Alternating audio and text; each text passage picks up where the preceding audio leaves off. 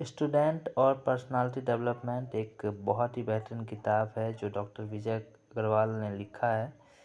और ये बुक मैंने ख़रीदा और पढ़ा, बहुत ही सुंदर है और हर एस्पिरेंट के लिए ये किताब बहुत ही महत्वपूर्ण है। तो मैंने सोचा कि आप लोगों को डेली एक एक वीडियो में एक एक चैप्टर मैं आप लोगों को बताऊं कि क्या है इस बुक में। और मुझे उम्मीद है कि अगर आप पूरा इस वीडियो को देखोगे तो बहुत सारे चेंजेस भी आएंगे और साथ में कहीं ना कहीं आप लोग चाहोगे कि पहले क्यों नहीं मिल गया ये वीडियो या फिर किताब। तो सबसे पहले क्यों निखारे व्यक्तित्व, तो इसको पढ़ने से पहले मैं एक चीज़ आप लोगों को बताना चाहूँगा जो ग्रेसन कर्क ने कहा था कि किसी भी शिक्षा का प्रमुख कार्य है लोगों के व्यक्तित्व का विकास करना और फिर उसे उसके एवं दूसरे के जीवन के लिए उपयोगी बनाना।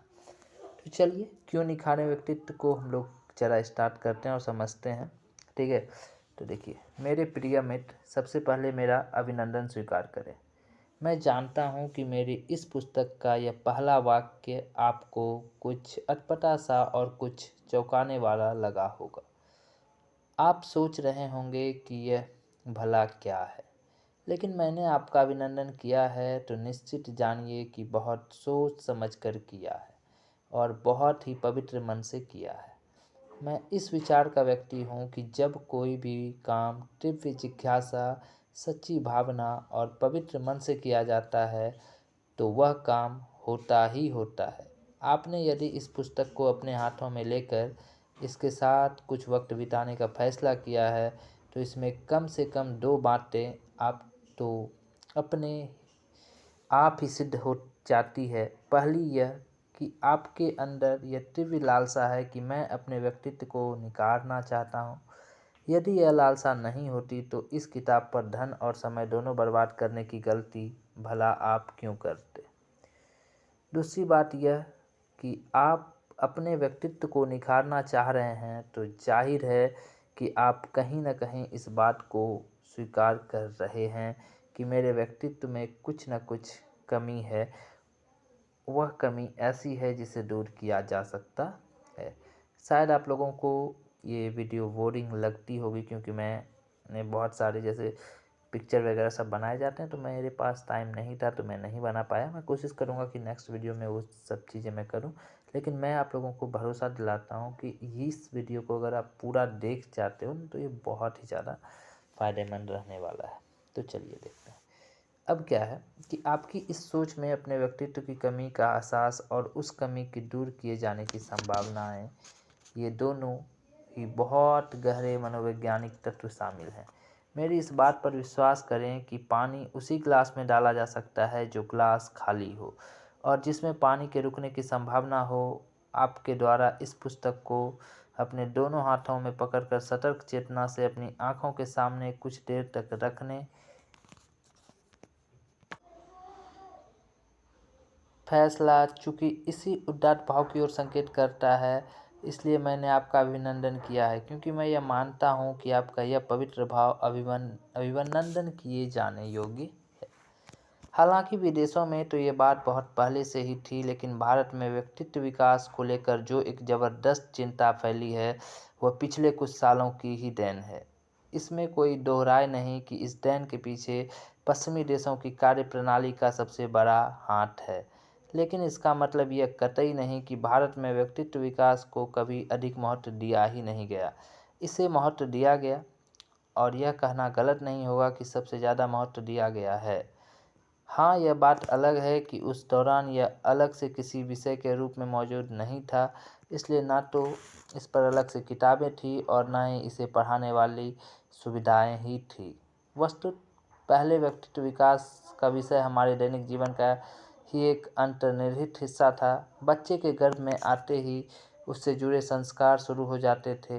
इसके बाद के लगातार होने वाले संस्कार, परिवार व वातावरण, बूढ़ों की शिक्षाएं, कहानी, किस्से, धार्मिक और नैतिक ग्रंथ तथा समाज का व्यवहार आदि व्यक्तित्व विकास के लिए ऑटोमेटिक कोचिंग इंस्टीट्यूट का काम करते थे।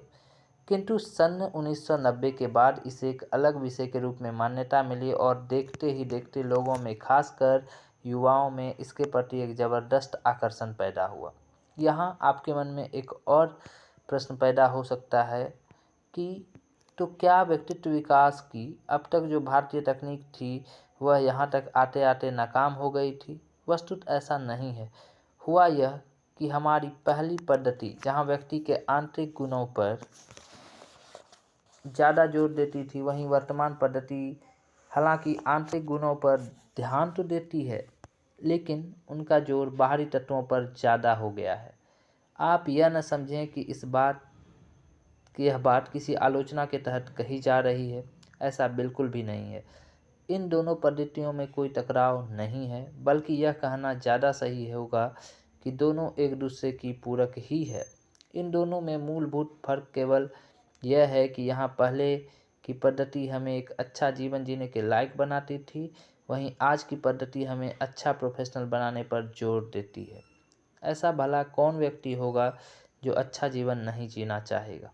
इसी प्रकार ऐसा भला कौन व्यक्ति होगा जो अच्छा प्रोफेशनल नहीं बनना चाहेगा? इक्के दुक्के को छोड़कर लगभग हर कोई यह चाहता है, और इसलिए आज व्यक्तित्व विकास का विषय एक महत्वपूर्ण विषय बन गया है।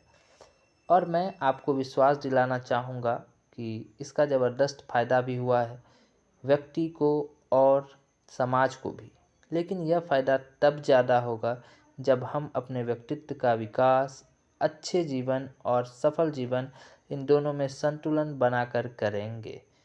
याद रखें कि एक बार अच्छा जीवन तो सफल जीवन हो सकता है, लेकिन ज़रूरी नहीं है कि सफल जीवन अच्छा जीवन हो।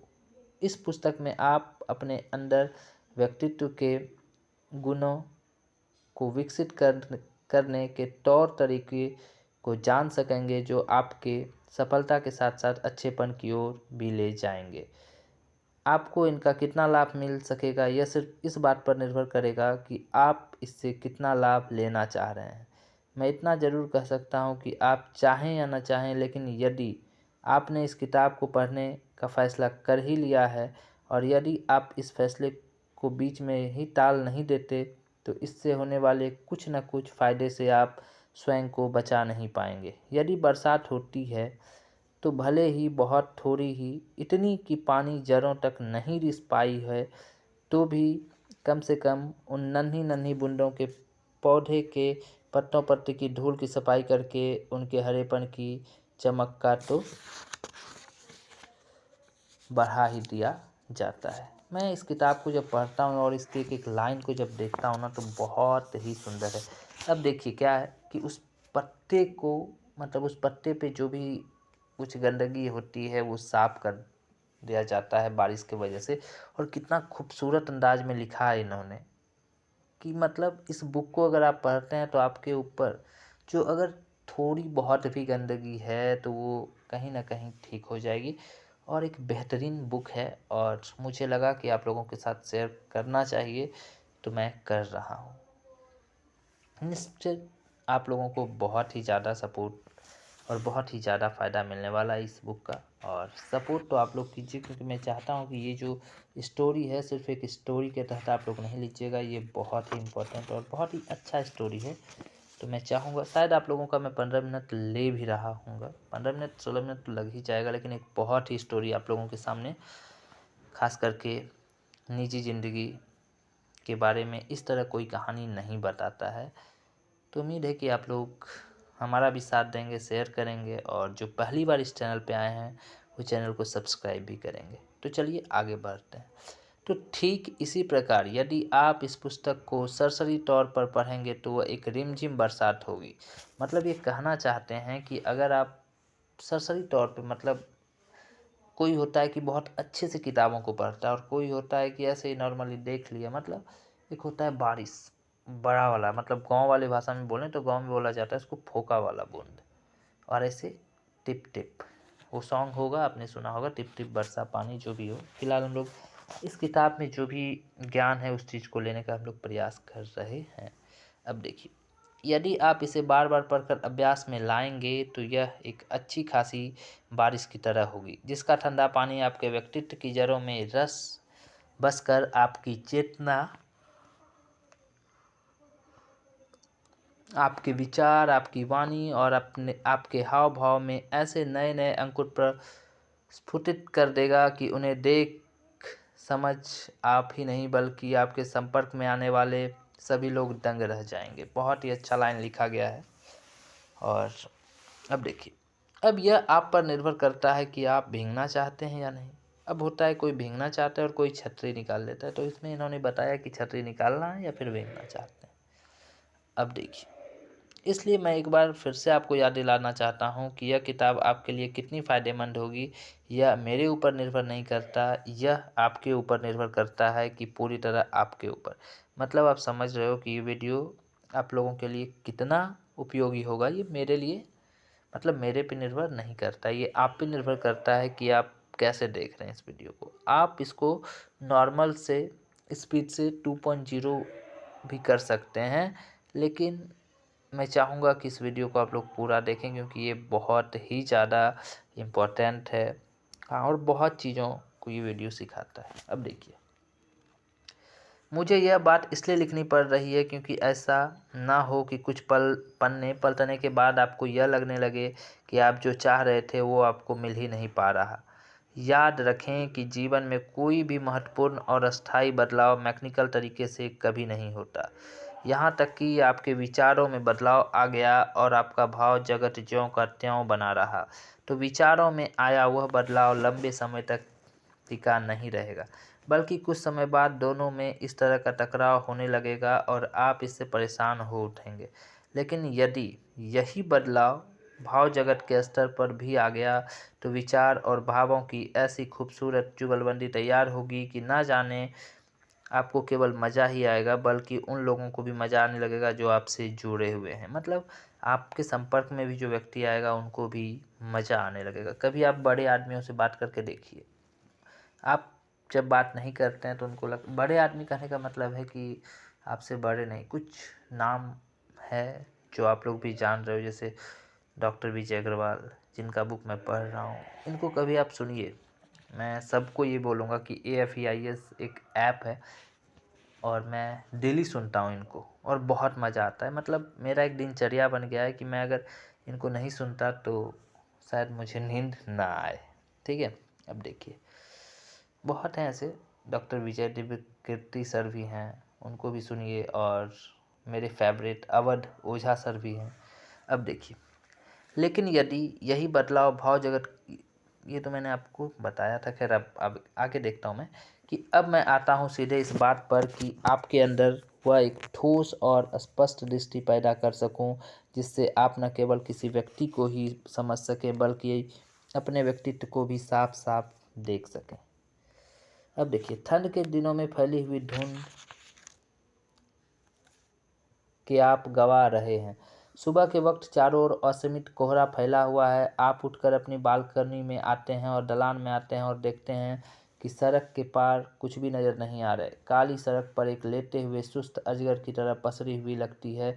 आप अपनी आँखों को मलकर थोड़ी और दूर देखने की कोशिश करते हैं लेकिन सफल नहीं हो पाते। थोड़ी ही देर में आपको सड़क पर एक छोटा सा मरा हुआ सा सूरज रेंगता हुआ नज़र आता है और आप अनुमान लगा लेते हैं कि यह बाइक होगी। जैसे जैसे प्रकाश का वह गोला आपके नज़दीक आता जाता है, आपका अनुमान सही होता जाता है। आप अनुमान लगा लेते हैं कि यह बाइक होगी। अब देखिए, अब आप अनुमान लगा लेते हैं कि उस बाइक पर कोई बैठा हुआ है। बाइक के और नज़दीक आने पर आप यह अनुमान लगा लेते हैं कि उस पर बैठा हुआ व्यक्ति नौजवान है। आपकी यह दोनों अनुमान भी सही निकलते हैं और वह बाइक आपके घर के सामने से फर्राटे से निकल जाती है और यह किस्सा खत्म हो जाती है। अब मैं एक दूसरा उदाहरण दे रहा हूँ। आपके घर से थोड़ी सी दूर एक पहाड़ी है जहाँ पत्थर के बड़े बड़े टुकड़े जड़े हुए हैं। एक दिन एक नौजवान अपने एक हाथ में छेनी और दूसरे हाथ में हथौड़ी लेकर उस पहाड़ी पर आता है। कुछ दिनों तक अपने कानों में टक ठक और टन टन की आवाज़ें सुनाई पड़ती है और ये आवाज़ें आपको डिस्टर्ब करती है। गुस्से में आकर आप अपने कुछ दोस्तों को साथ लेकर उस पहाड़ी पर पहुंच जाते हैं। वहां देखते हैं कि पत्थर के एक टुकड़े को छोड़कर बाकी सारे टुकड़े लगभग उसी तरह चुपचाप लेटे हुए हैं। कहीं अनजान जगह से आया हुआ वह नौजवान पत्थर के जिस टुकड़े के साथ अपनी हथौड़ी और छैनी लेकर जूझ रहा था, वह पत्थर अब पत्थर न रहकर एक मूर्ति बन गई है और आपको वह मूर्ति अच्छी लगती है। आप उसे देखकर दांतों तले उंगली दबा लेते हैं और आपसे रहा नहीं जाता। आप उस नौजवान से पूछते हैं कि तुमने इस मूर्ति में नाक कहाँ से लाई, होठ कहाँ से लाए, हाथ तो इसके बहुत ही बलिष्ठ हैं, इसकी जांघों में जो मांसलता उभर रही है वह कहाँ से लाई। पत्थर के उस टुकड़े के साथ उलझा हुआ नौजवान काम करते करते, जिसकी आंखें पथरा गई है, धूप जलते जलते जिसके बाल जटा बन गए हैं, दाढ़ी बना पाने का होश न रहने के कारण जो ऋषि बन गया है, और पत्थरों से जद्दोजहद करते करते जिसकी हथेलियों में गड्ढे पड़ गए हैं, आपकी आवाज़ सुनकर आंखें आपकी ओर उठाता है और बुड़बुड़ाते हुए धीमे आवाज़ में बोलता है, कहीं से भी नहीं लाया हूँ। इतना कहकर वह तो फिर अपने कामों में खो जाता है। लेकिन आपकी जिज्ञासा शांत नहीं होती। थोड़ी देर इंतजार करने के बाद आपकी बेचैनी अपने चरम पर पहुंच जाती है, तो आप मुझसे फिर से प्रश्न किए बिना नहीं रह पाते। जब तुम इसे कहीं से लाए नहीं हो तो फिर ये आए कहाँ से? वह शिल्पकार जो अपनी मूर्ति को फाइनल टच देने में पूरी तरह खोया हुआ था, आपकी जिज्ञासा का सम्मान करते हुए पूरी शालीनता से जवाब देता है, नहीं मेरे दोस्त, यह आए कहीं से नहीं, यह सब यहीं थे। ये बोलती हुई आंखें, ये मुस्कुराते हुए होठ, ये ऊर्जावान भुजाएं और ये गठी हुई जांघें और पिंडलियां, ये सभी पहले से ही थे, पत्थर के इसी टुकड़े में थे।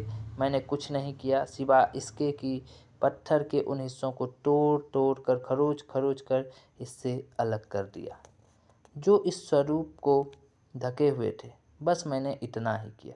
यह कहकर वह युवक फिर से अपने काम में खो जाता है। हालांकि मई महीने की तपती दोपहरियां उसे काम करने की इजाज़त नहीं दे रही थी, किंतु उसने दोपहरी की इजाज़त की परवाह नहीं की। मेरे मित्र, मैंने ये जो 2 उदाहरण दिए हैं, मैं समझता हूँ कि ज़िंदगी की इस तरह की घटनाएं से आपकी कभी न कभी तो मुलाकात हुई होंगी, और यदि नहीं हुई है तो कुछ समय के लिए आप अपनी कल्पना में इन 2 घटनाओं से मुलाकात करके आगे पढ़ना शुरू करें। इससे आप व्यक्तित्व के विस्तार और उसकी गहराई, इन दोनों को बहुत अच्छी तरीके से केवल समझ ही नहीं सकेंगे, बल्कि उसे आत्मसात करके भी कर सकेंगे। अब देखिए, इन दोनों उदाहरणों से व्यक्तित्व के निम्न कुछ महत्वपूर्ण तथ्य व्यक्त होते हैं। जैसे पहला यह कि हमारे व्यक्तित्व का जो रूप दूसरों को दिखाई दे रहा है, वह उनके अनुमान पर आधारित होता है। ठीक वैसे ही जैसे कि आपने कोहरे में उभरती हुई लाइट के आधार पर बाइक के आने का अनुमान लगाया। दूसरा यह कि यह अनुमान पूरी तरह सही होने के बावजूद पूरी तरह सही नहीं होता। ठीक वैसे ही जैसे कि आपने बाइक पर बैठे व्यक्ति के बारे में अनुमान तो लगा लिया, लेकिन आप यह नहीं बता सके कि वह व्यक्ति कौन था। हमारे ये दोनों ही अनुमान बिल्कुल सही और ठीक निशाने पर बैठे, इसके लिए ज़रूरी है कि धुंध छटे, और धुंध छटे इसके लिए ज़रूरी है कि सूरज निकले। कहने का मतलब यह है कि हम सभी का व्यक्तित्व अनुमान और अपेक्षाओं के कुहासे में लिपटा हुआ व्यक्तित्व होता है, और इस कुहासे के कारण चाहे जो भी हो, हम इन कारण को ठीक ठीक समझ नहीं पाते। क्या लाइन लिखा है, बहुत ही खूबसूरत लाइन है ये, और उम्मीद है कि जो अभी तक सुन रहे हैं इस कहानी को, अब उनको इस कहानी का जो भी फ़ायदा है नज़र आने लगा होगा। अब देखिए, इसलिए हम अपने व्यक्तित्व को पूरी क्षमता के साथ उपयोग करके उसका लाभ नहीं ले पाते। यहीं पर आकर इस बात की निहायत ज़रूरत महसूस होती है कि हम कुछ ऐसा करें कि व्यक्तित्व का यह धुंधलापन गायब हो जाए। यह किताब इसमें आपकी मदद कर सकेगी। अब देखिए, तीसरी और सबसे महत्वपूर्ण बात यह कि जब आपके व्यक्तित्व को निखारने की बात आती है, तो आपको कुछ अलग से, कुछ बाहर से जोड़ने की ज़रूरत नहीं होती। ठीक उसी तरह जैसे उस नौजवान ने अपनी उस मूर्ति में अलग से कुछ नहीं जोड़ा था।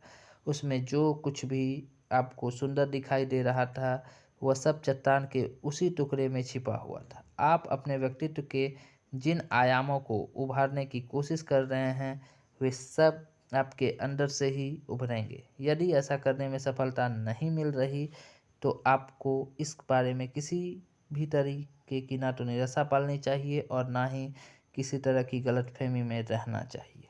यदि ऐसा नहीं हो पा रहा,